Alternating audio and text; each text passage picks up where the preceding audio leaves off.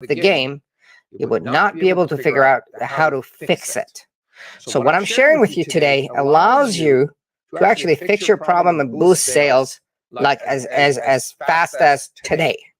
Okay, it could be that you make a change on one of your landing pages, you make a change on one of your emails, you make a change on one step of the process, and it fixes a lot of stuff. And I'm going to show you next and share an example.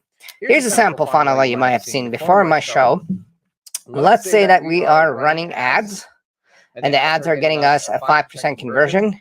People are going to a landing page, and they're clicking to watch the video. 23% are watching the video.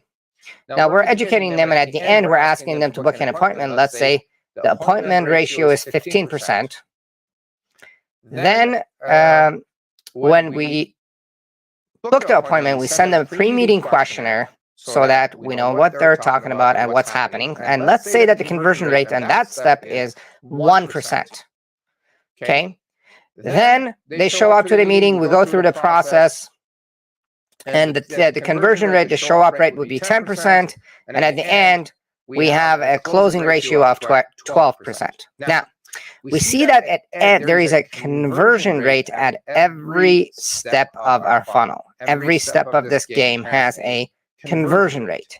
Now, question, which step do we need to improve to see a massive difference? Answer, the step with the lowest conversion rate. In this case, this pre-meeting questionnaire is giving me a 1% conversion. And unless I sit down and track the numbers, I would not know, please hear this clearly and loudly, you would not know what's happening in your funnel unless you sit down and look at the heart numbers. Okay, so, and I mentioned this in my previous episodes as well, but any improvements that you do before and after that bottleneck or that stopper is absolutely useless. Why? Because let's say I make an improvement above the pre-meeting questionnaires here in this example. People come here and they get stuck. So that's useless. And anything I do after is useless because people are getting stopped on top there. Okay. So I need to find and fix the lowest converter in the funnel, and fixing that one step would improve the funnel significantly, and you may start seeing a surge and a crazy jump in your numbers and in your sales and your leads and whatnot. So here are a couple of things you could do with a pre-meeting questionnaire in this case. One, maybe there's a problem with the form. Maybe there's a tech problem. Maybe there are too many questions. People are looking at the questions saying, I don't feel like filling out this form. That may be a question. Or maybe there is a question on that form that people don't like. They're like, this is a stupid question. This is a dumb question. Why are you asking me that question? Okay. You may need to eliminate this question. So a simple and a fast way for you to actually find out what the problem with the form is call people up and say, hey, looks like you went through my funnel and you did not fill out the pre-meeting questionnaire. I'm just wondering what went wrong. What happened? Why did you not fill it out? Did something go wrong? You make 10 calls, 2 or 3 people will tell you the problem, the issue or the challenge they had. Did it sound, it seems like, and then you could throw what Chris Voss calls like a label. It seems like you had a problem with our pre-meeting questionnaire and you didn't fill it out. Did you think it was a bad idea? It seems like you thought it's a bad idea. And let them fix and correct you on that. Okay? So fix that one issue, one step, and it's going to fix, it will fix a lot in the funnel. The next step that I'm going to try to fix is the ads, click-through rate on the ads. Okay? If you could increase that by 1%, you're going to see a massive difference on your ads. If you could double that and turn it to 10%, your sales are going to probably go to a place where you cannot handle it. Okay? So, suggestion, an absolute must-do is keep track of your funnel and the conversion rates at every step so you know on an ongoing basis what is happening in your funnel and where people are getting stuck. Find out where people are getting stuck and fix it. Now, here's another piece and another way to think about it. You need to reduce resistance in your funnel and make it really, really, really easy for people to do business with you. If there are too many steps, too many clicks, too many ups and downs and jumps and make people, do backflips and stuff to meet with you, they're going to have a hard time meeting with you. So you're making it difficult for them, unless you really need to, which most businesses don't, and make it really easy for them to reach out. So draw your funnel and then track the numbers at every step. So here are a couple of other examples of places that you can track conversion rates. Number one, your website. Use Google Analytics to figure out bounce rates, average time spent on a page, top exit pages, and fix those pages, and it will fix a lot about your website.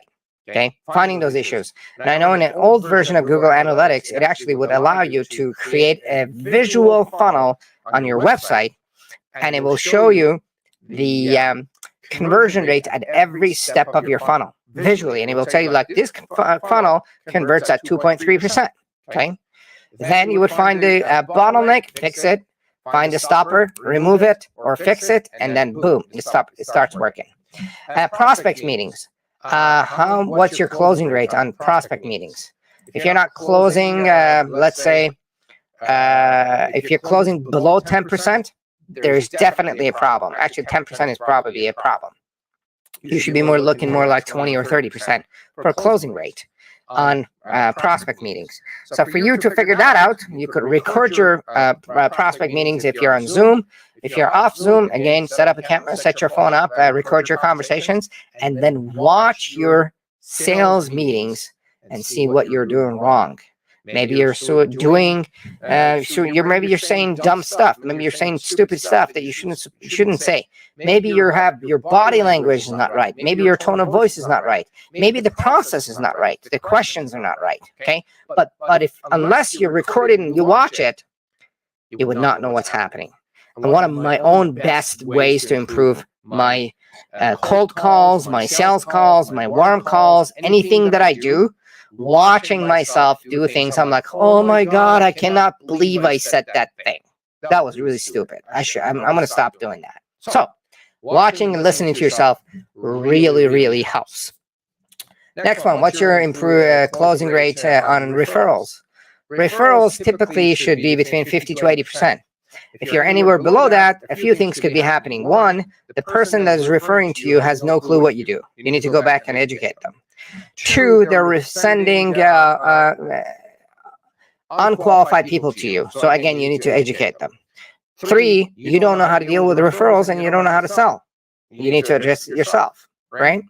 And so, again, if you don't track your numbers, you wouldn't know where the problems are. You wouldn't know where the stoppers are, and all that.